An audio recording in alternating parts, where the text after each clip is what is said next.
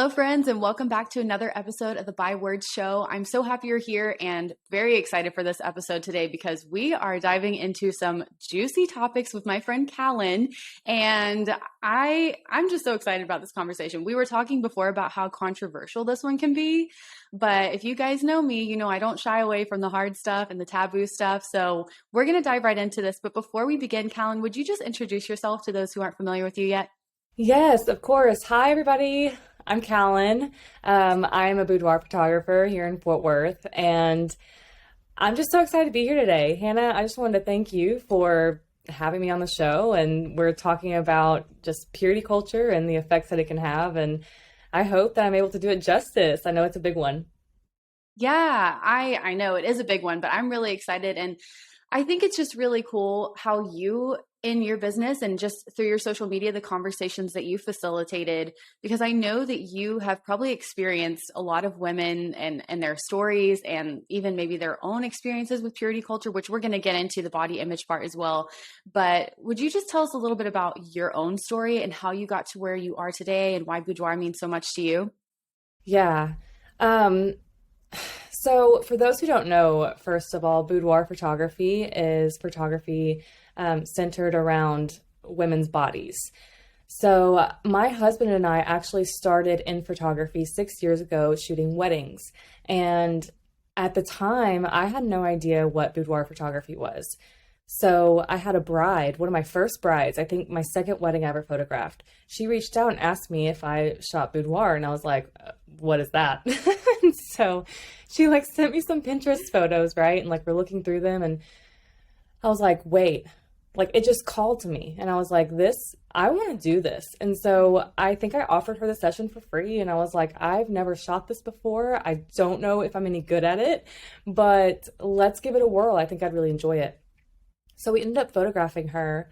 Again, this is 6 years ago, and I fell in love. And I was not very good starting out, but I wanted to be, and I wanted to connect with these women. And so from that point forward, I just started photographing the brides that would reach out. I never really promoted it.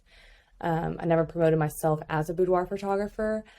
That was a scary thing for me to do because I realized the responsibility that came along with that title. And so anyway, yeah, it kind of led me to this point of I was photographing boudoir, my brides, just very often, and then they would tell their friends, and then I would start photographing people who weren't necessarily my brides, and it just got the ball rolling into 2020 when, after much thought and consideration and prayer and discussions with my husband and those people that I trust to tell me the truth, I was like, hey, I want to promote being a boudoir photographer. I want to make this transition from weddings into full-time boudoir. And it was a scary thought process for me, honestly. But yeah, we ended up, my husband and I, thinking that that was a good idea for me. And I've been just sold ever since. I've loved it. So that's what's led me here today to being a full-time boudoir photographer. I love that. And you are so good at it, which is just incredible. I just love just the care that you've taken for your craft. And it's just really beautiful even to hear the stories of the women who have worked with you and how empowering it is. And of course, I know from experience because I've worked with you as well, but I just think it's so cool what you're doing. And I can see how that would be kind of a scary thing to embark on, though, especially coming from a place of experiencing purity culture, because it could be very taboo and uncomfortable and just lots of mixed feelings about it. But as we're starting this conversation about purity culture, would you kind of just explain what it means to you and then how you've experienced it in your own life? I think purity culture was the church's intentions on really just showing God's love through purity and how he honors it and how we should honor it because the Lord honors it. And I think that maybe it just got away from them a bit, from the church. I think that purity culture has done maybe more damage than what the church had seen coming.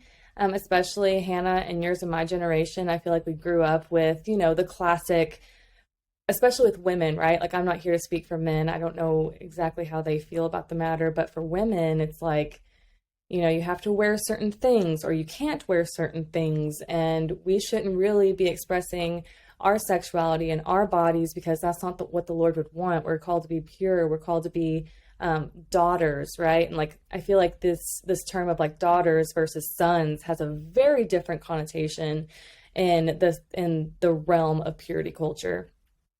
And so I've just seen and I've experienced in my own life the detriment that has come from, I think, feeling a lot of shame that, our bodies are not good until they are, right? Like until we're married, until we have a Right. husband that we can share our bodies with, and then that's a whole issue in itself, right? Because we have to like switch our mindset completely from growing up for however many years of thinking that this isn't a good thing. Like sex is not a good thing until it is. Our bodies are not good things until they are. And I don't know. I just feel like that's a huge mental shift.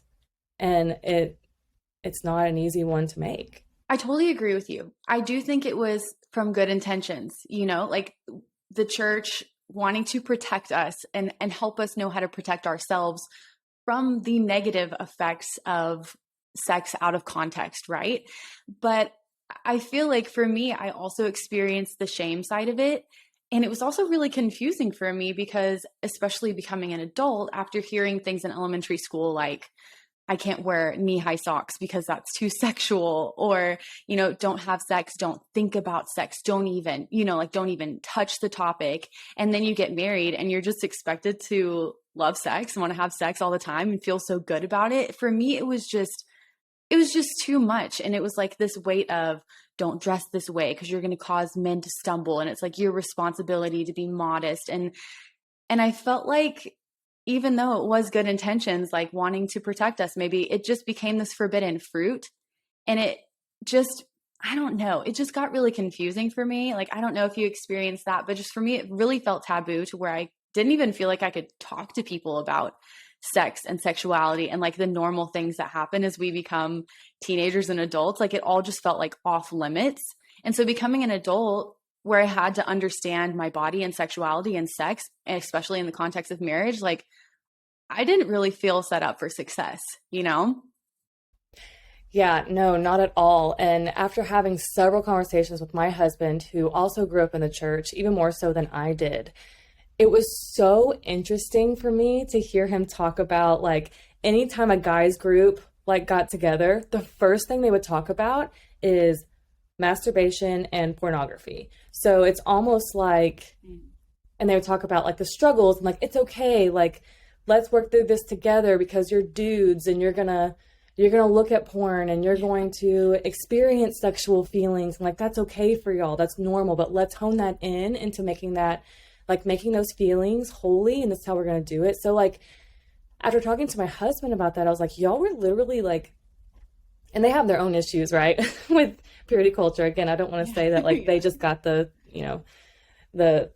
good parts of it, all of that anyways. But like it was just very eye-opening for me listening to him talk about his experiences growing up in the church and with pastors and things like that as a male, because I never once in a small group or with my youth leader or anyone would talk about sex, masturbation, struggles with pornography. Like I can guarantee you that there are so many more women in the church who struggle with pornography addictions than we even realize. And I think it might be even worse for women because we feel like we can't talk about it. Yeah. So it's very interesting. It's a Yeah. very like contradicting dynamic between men and women in the church, especially growing up, like what we were talking about in the purity culture realm, because I loved what you were saying about we were held responsible for not, we shouldn't dress a certain way or do certain things because we don't want to cause. You know how many times I heard the word cause? Like we don't want to cause the men to think these certain things. We don't Mhm. want to cause the men to stumble. And what pressure.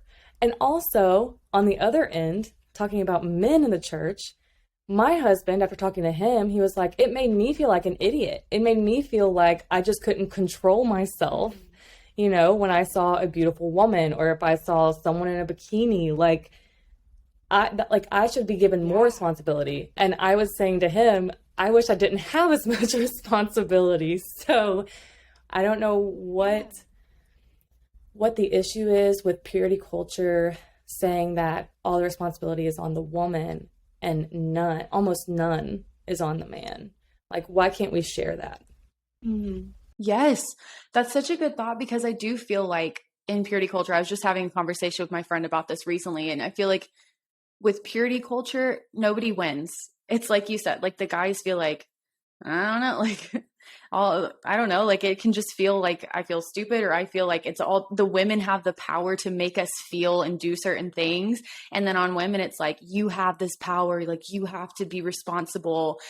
And it's just not fair on either side. And let me be clear. I'm not saying that I disagree with all of this and that we should just have sex with anybody at all times and disregard this. You know what I mean? Like there's truth and there is good in it. I just feel like we need to have a conversation as a church about the things where we got confused along the way and kind of missed it and took things out of context along the way because I feel like even for my son and the next generation coming up, like I've just become more aware and as an adult and as a mom, like I want to equip my kids and the generation that's coming to understand that sex is good. It should be talked about. It can be talked about. There are safe spaces for it to be talked about. And in the right context, it is a beautiful thing that actually glorifies God. And I have to say, for the longest time, when someone would talk about like sex is an act of worship or it's this beautiful, holy thing, like I felt so uncomfortable about that and awkward because I was like, I was actually taught my whole life that sex is bad. So it's just really confusing. And so, even the way it translates into body image, I know we've touched on this shame, but I'm just curious, especially for you, because you work with a lot of women and it's very body focused. Have you seen the effects of purity culture and that shame on women in their body image? Oh my goodness, yes. And I think, Hannah, that this is a huge motivator for me to continue on in my photography journey as a boudoir photographer. Because I'll be honest, when I first started, when I first announced, like went public, like this is what I'm doing, and I believe so wholeheartedly in this, I received a lot of backlash from Wow. friends, from family, especially family, because I grew up in, like I think that you did too, just in the Southern culture, the Bible Belt, the where again you don't talk about sex. So and I feel like my Yeah. family and friends and people who I thought supported me, they they were well intentioned too, right? Like I don't think that they wanted to hurt me with words that they were saying to me, but I was very much condemned in a lot of ways. I was told that I would make even some of my family members stumble, that my work was just, Wow. in quotes, my work was straight up porn. Um, and how could I honor the Lord in doing what I'm doing? And that hurt. And it hurt really bad because I think that I did have so much going into becoming public with this. And I had so much prep and prayer and conversations with my husband. And it was a serious endeavor for me. And I feel like when I did come out with finally going this route, people dismissed it very quickly without even listening to what I had to say about it. And going back to your original question of have I seen women who have been affected specifically by purity culture and to shame about their bodies, yes. So kind of going back into that now, I have seen more women cry happy tears in their reveal sessions after looking at these images of just their bodies. And I always ask them, like, are these happy tears?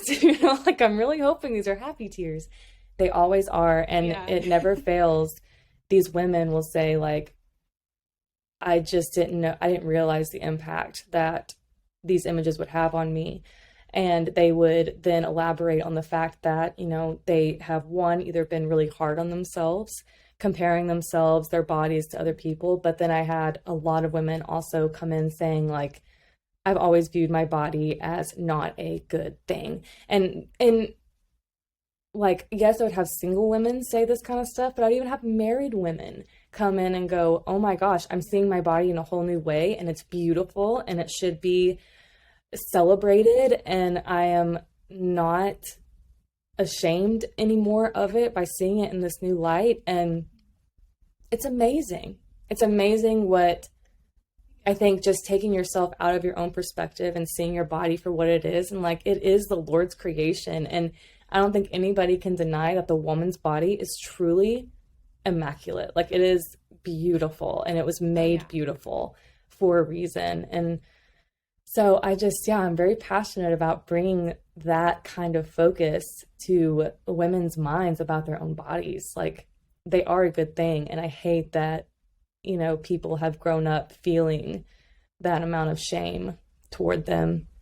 Man, I had chills when you were talking about that, because I just know, like, I've experienced that myself, and also as someone who's experienced trauma. But even before that, like, just feeling uncomfortable in my body, like, I always have to be aware of how I'm making other people feel in my own body. Like, it just made me feel so insecure and just overly aware of how I look, and, oh, I should dress like this, I should look like that in my body, or my body isn't good. And like, all these feelings that not just the church, but society as a whole is giving us these messages. And it is very overwhelming to be a woman and to be feeling all of those things, and then suddenly be in the context of marriage where you're expected to just celebrate your bodies and let your husband know on that. Like, it's just a very big switch. And so I think it's really cool that you mentioned you've had these conversations with your husband,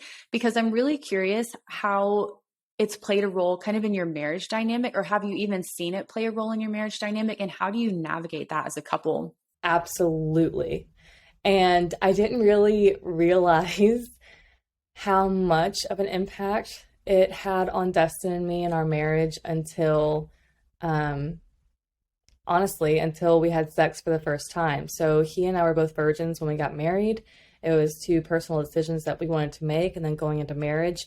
And I remember the first night after our wedding, we finally had sex. And, society tells us, and even the church in a way, they tell us that sex, well, one, the church tells us that sex is not good until it is, which is what we were just saying. Like, you should stay completely clear of sex. It has no benefits for you. It's a sin. It's looked down upon, premarital sex, in the eyes of the Lord. Like, don't touch it.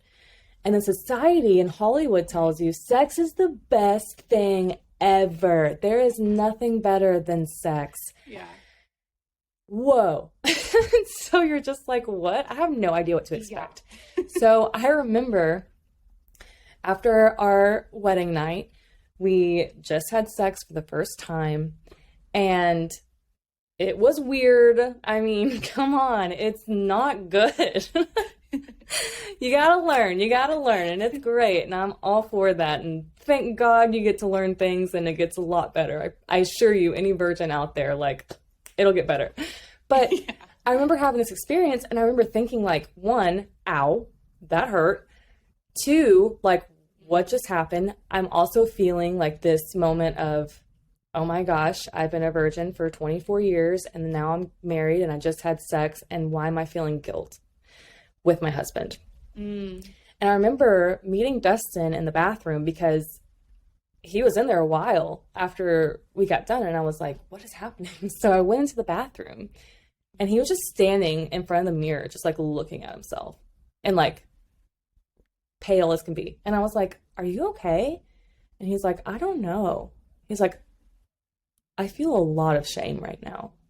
And I was like, oh my gosh, we got to talk about this. And from that point forward, Hannah, I mean, probably for the first year or so of our marriage, Dustin and I had a really tough time separating purity culture and the negative effects that it had on us growing up and our now sex within marriage. And it took a lot of, honestly, just like conversations, and like it took a lot of prayer with the Lord and really discovering like the goodness of sex. And yeah, so that was a big process for us, and we've talked it out. And now, we're 6 years in, and our perspectives on sex have just almost done a complete 180. But yeah, that's kind of where we're at now, and it's gotten much better. But I do remember those first couple of years after being married that we were like, this is bad. And I think that really opened both of our eyes up to the fact that, purity culture did have a negative effect, more so than we even thought. It's so interesting because I have talked to so many women who have had the same experience. And I think it's just so powerful that you and Dustin were able to talk about it right from the beginning, because I feel like there's got to be so many women, or at least I felt this way, where I just felt like maybe there was something wrong with me. Like I should have enjoyed it more, or it should have been more magical, and like all of these expectations, like you said. And so I felt like, oh, I shouldn't even talk about it because I don't want to make things weird or awkward, or I don't want to add to the mess of things, if that makes sense. But I'm curious, do you have any advice for dating couples or people who are newly married going into this? Like, how can we start having the conversations ahead of time that better prepare us for a healthy sexual relationship and marriage? That's a really good question, Hannah. And I wanted to validate your thoughts as a new bride. What you were saying is like, I don't want to make things awkward. I don't want to add to this. Like, maybe we'll just get through it and it'll be fine. I think that's also another effect, maybe, that purity culture has had more so on women than on men, is that since we know from a young age that men are more sexual, quotes, right? Like, men are more sexual. Yeah. So like, maybe this isn't weird for him. And if it's weird for me, and if I bring it up, or if it's like, if I'm feeling shame, he's probably not, because he's grown up a man feeling more sexual than me. Like, I don't know. You just get all of these like mixed signals and mixed emotions because we as women are not supposed to be as sexual. And so we just assume that our husbands aren't feeling that, and that is just, it's not true. And I think that you've learned that now, like going into marriage, you're like, no, wait, like, one, I'm a woman and I can be just as sexual as my husband, and that's great. And let's talk through that. But two, I think, with everything, communication is key. And so that is the advice that I would give couples who are engaged to be married, or who are waiting to have sex till they're married, or new couples who are experiencing this already, new married couples, is that communicate. Like, just talk about it, because I promise you, I have found that within my marriage, if I'm having, like, my husband knows me better than anyone, I know him better than anyone. Chances are, if you're feeling this, if you're feeling any kind of weird emotion, or if you're feeling shame, or if you're feeling like, oh, our sex life could be better in this area or that area, you just got to talk about it. You have to talk about it, because chances are, for all the new brides out there specifically, like, he knows you, and he probably senses that something's wrong, or he probably senses that you're feeling this way anyway. And so just bringing that to light, I think, helped him feel validated and caring for you like he wants to. And so, yeah, I would just advise communication over everything. And then on top of that, like, don't be afraid to experiment with different things. Like, I don't know, I know this isn't a sex podcast, but it doesn't hurt to just trust the confines of marriage, and that's very sacred. And like, if you want to try something fun in the bedroom, freaking do it. If you want to buy some lingerie, just like wear around running errands and then come home to your honey, like, do it. I just feel like that's another thing that I've had to really learn and kind of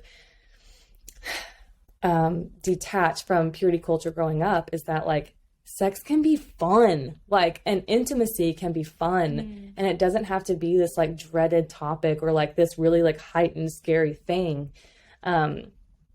play, like just play, like have some fun and do things and talk to each other and send nudes and do all the fun stuff and it'll work out. It'll be okay. Don't take it so seriously, I guess, in that Yeah. in that regard. I'm so glad you said that because I feel like that is a big piece of at least my personal experience with purity culture is that it was so serious. And I think there's a difference between sex being sacred, which it is, and sex being such a serious and like off limits kind of thing until you're there. And then it's like this, I don't know, like this huge weight of like, I don't even know what to do with it. Like it is sacred, but it is also beautiful and fun, like you said. And I think that even helps heal our body image when we are in the confines of marriage. Like, what a perfect place to grow and heal from all the body shame, even that's associated with purity culture, because then we have somebody else who's involved in the process who is loving and celebrating us the way it was designed to be. And that is just incredible. Like, that's just such an awesome thing that I feel like doesn't get emphasized as much, but I wish it was.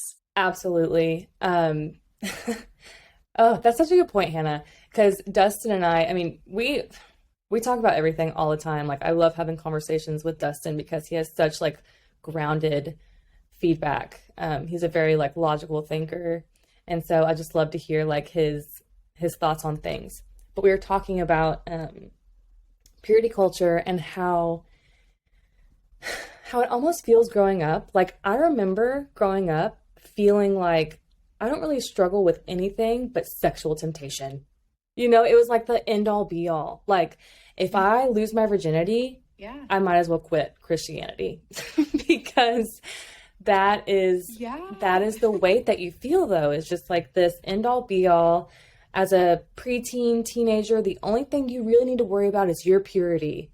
That's it. And it's like, well, what the heck? I was struggling with other things too. I was struggling with insecurities, with body image, with even outside of that, like gossip and wanting to fit in and, feeling weakened in this area or that area. But I feel like the only thing that was expressed to me as a teen was just protect your body. Don't think lustful thoughts about anybody else. And oh man, it was like, yeah, this heavy weight. And then you get into marriage and you're like, this has to be serious. Like this is a very serious matter. Right. And like what you're saying, like, yes, it's very serious. I feel like it is a beautiful part of marriage. Keyword being it's a part of marriage. It is not entirely what your marriage is about. And I also going on top of that, like even apart from the church, like society, look at every sitcom ever, Hannah. You see a disgruntled husband who just wants sex, and you have a wife not willing to give it to him and is nagging him. Like this is our society. This is our culture who's just like, sex is everything. Sex is the motivator.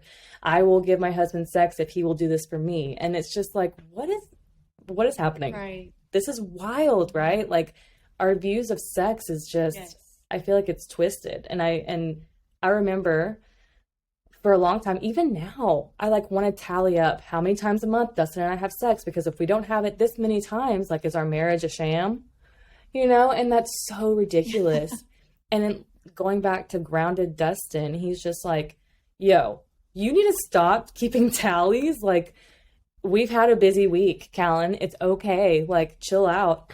And he has to really remind me, because I feel like that's the remnants of even just societal pressure and purity culture putting that on me, that if I don't serve my husband in this way this many times a week, then I'm not being a good wife. And like, if I don't give it to him, he's going to get it elsewhere. I don't know. It's just this whole twisted, I think, view on like what sex is. And I'm even still learning, just like what we were going back to saying, like, I'm just learning to still have fun with it and treat it as like, this is fun. This can be exciting. And we don't need to put so much pressure on it. Yeah. Oh my gosh. Yes. 100%. I feel like there should not be so much pressure, because it is like the way it's designed to be is this really special experience that you get to continue growing and building with the person that you love throughout your lifetime. Like, that's so special. There doesn't have to be a pressure on it. And man, you mentioned about how, especially as a teenager, you feel like we've got all these other things going on, right? But then sexual sin is the one thing that's like this secret thing that nobody talks about, like don't do it, don't feel it, don't talk about it kind of thing, that kind of makes it off limits to even discuss. And so even for me, I was dealing with a lot of other things, depression, eating disorders, all this stuff. And I felt like there were resources for that as, being a girl, but everything else, like there were no talks really to prepare me and set me up for success with my sexuality and body image and sex and marriage. So I'm curious because I know you said this at the beginning, and I want to reiterate. Our purpose is not to bash the church or what they've done through purity culture, because it was good intentions. But we really just want to have this conversation because there are good things about it. And I think that we can really pull from that to better equip women moving forward. So what do you think are some practical ways that we as women can start embracing our bodies and a healthy sexuality inside or outside of marriage? This could be for anybody who's listening, but yeah, like what do you think are some practical things we can do going forward? I think that um, a practical way starting out, if you're feeling any kind of shame about your body or about your sexuality, is to, I don't know, because like for me, personally speaking, mine was always like, I love fashion. I want to wear a mini skirt or I want to wear a plunging neckline, but I would always feel guilty about doing that. And so if that is anyone out there, like, I feel like that's a good place to start. Wear what you want to wear.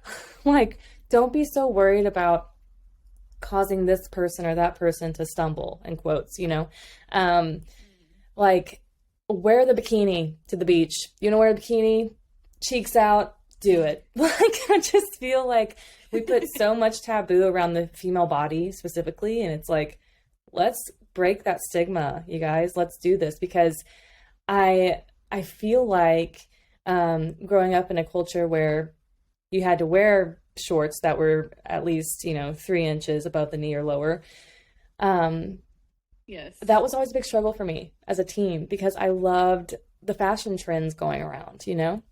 So I would say start with that. Like wear the sexy top out to dinner one night. Wear the shorter dress that you may not have normally worn.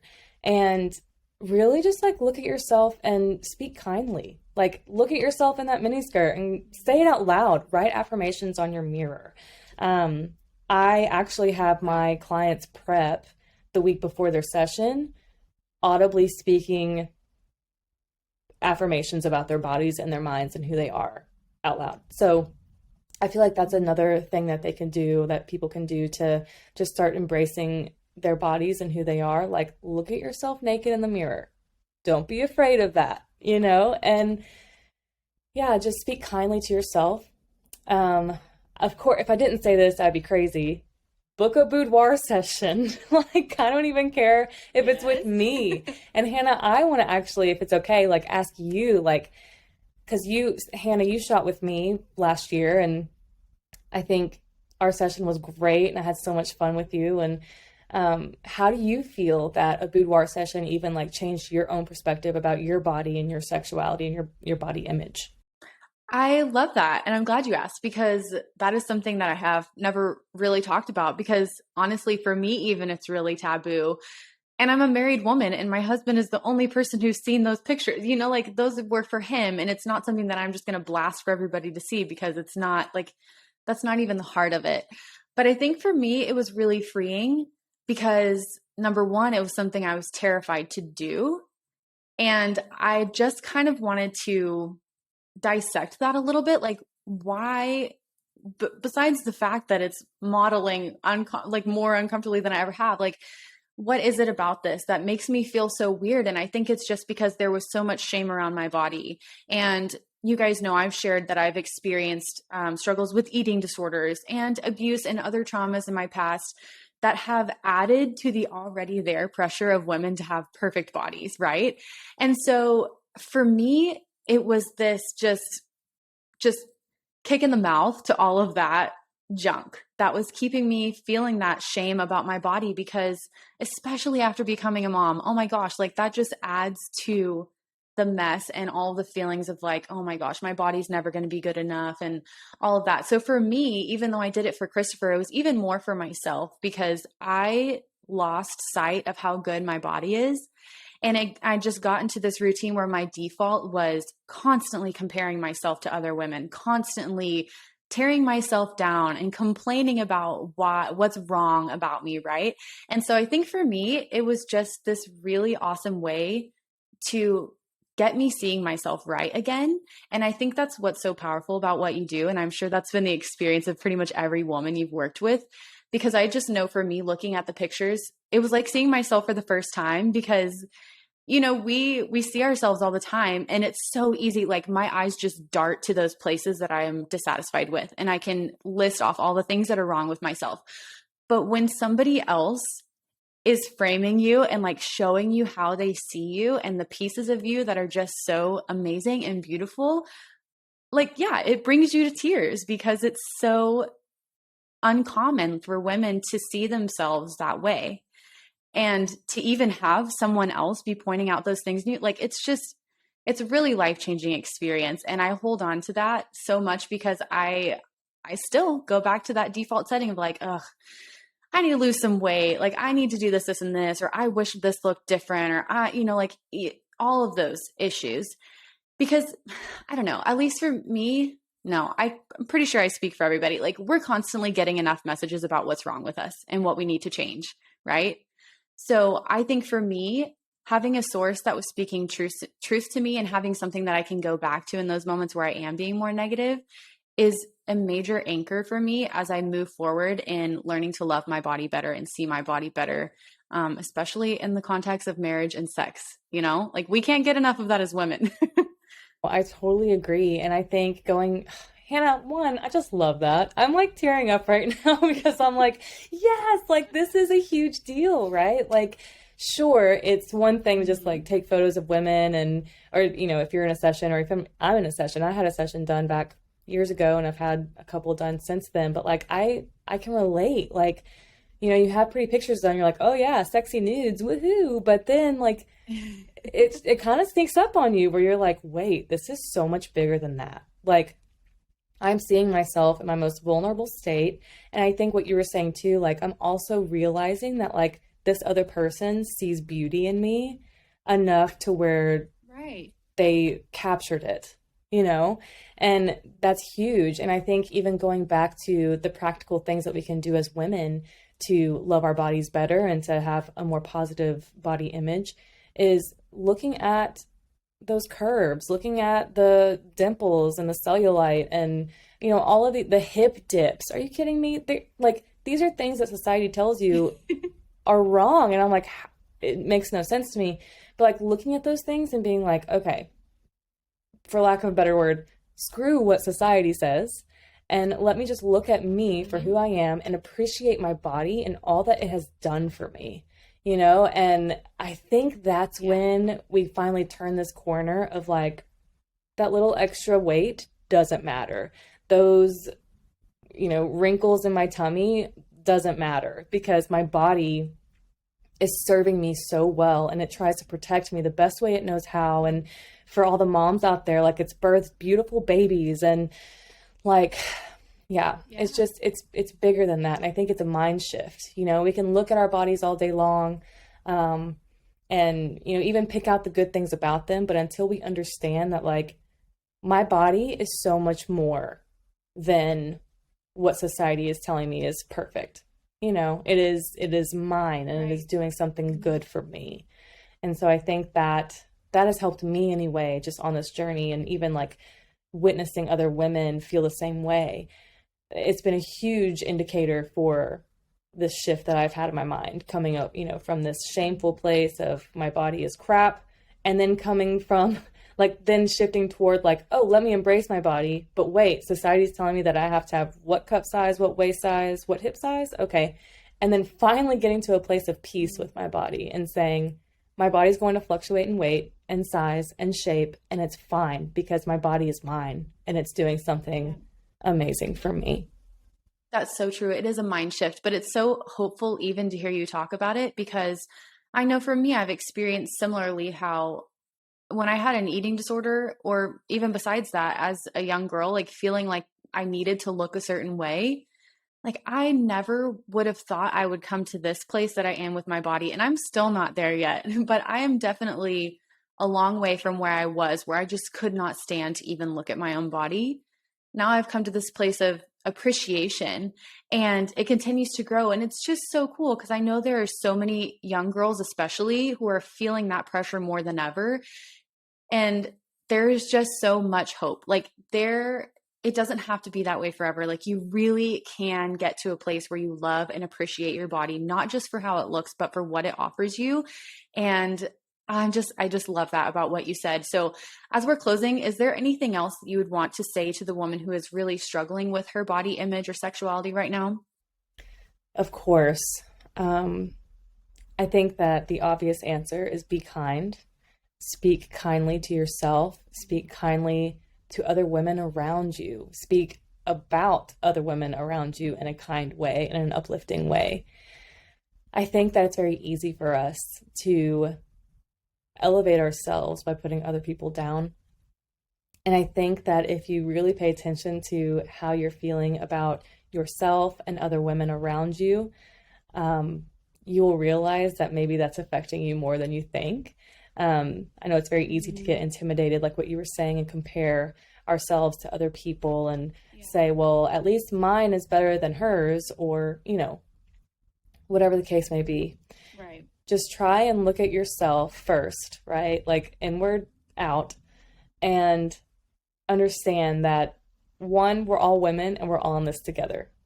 Like we are all struggling with some sort of body image, and it is not an overnight thing. And I think even it's a daily practice of speaking kindly to yourself and others. So I think that's really important to do. And also to realize that your body is not where your worth lies, right? Like, I think it's so easy for us to look at our appearance and say, well, I'm about a 6. That's pretty good. Like there's my worth right there. I'm a 6, I'm a number, and it's like, well, no, let's instead say, how am I going to treat people? How am I going to love people well? How am I going to love myself well, my friends well, my family well? And I think if you take the focus off of just living each day for how you look, and instead living each day through how you love, you will then see that the rest will kind of follow in tow. So I think that's some good advice that even myself I've been learning, is that if I just worry about how I'm loving people and loving myself well and loving God well, that the rest just kind of it takes shape, and then you're able to see yourself in a more loving way because you're operating out of a place of love. Oh my gosh, that's so good. All of this was just so good. I'm so thankful for your willingness to come and share. I'm so thankful for your vulnerability and sharing your own story and experience, because I know this is a touchy topic, but I just know it's also one that needs to be talked about more. So thank you so, so much. And where can everybody connect with you and get more of this from you after this conversation? Oh, yes. Well, thank you for having me. I'm like tearing up and like sweating in the best way. Because like I'm just so passionate about this, and I'm like, yes, like we're talking about it. This is great. So Hannah, just thank you again for having me. And if everybody else wants to follow along with my jibber jabber, they can find me on Instagram at Kallan Boudoir. And I have a website, and that's www.kallanboudoir.com. You guys definitely need to go follow Kallan, because she is facilitating conversations like this on her social media all the time. And what she's doing is some really beautiful and incredible work for women. And trust me, you need to be a part of it. So thank you again, Kallan. I really appreciate all you're doing. Thank you so much for taking time out of your day to tune into another episode of the By Word Show. I love having you here, and I'm so thankful for your support. Don't forget to share a screenshot of this episode to let me know you were here. I can't wait to talk again soon, but in the meantime, be sure to come hang out with me on Instagram, and remember, I am cheering you on.